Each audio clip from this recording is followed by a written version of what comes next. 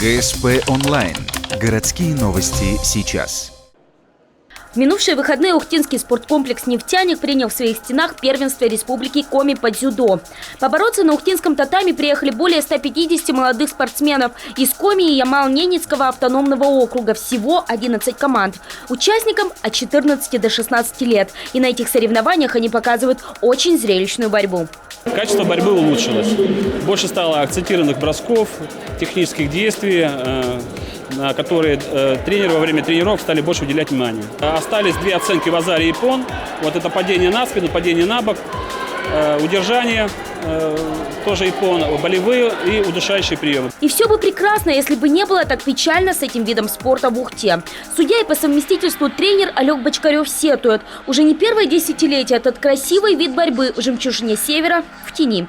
Из-за того, что у наших дзюдоистов нет собственного клуба и места для занятий, результаты проседают. Вот и в этом турнире хозяева стали только четвертыми, уступив Усинску третье почетное место. С серебром домой вернулись соседи-сосногорцы. Первую ступень пьедестала поделили Воркута и Сыктывкар.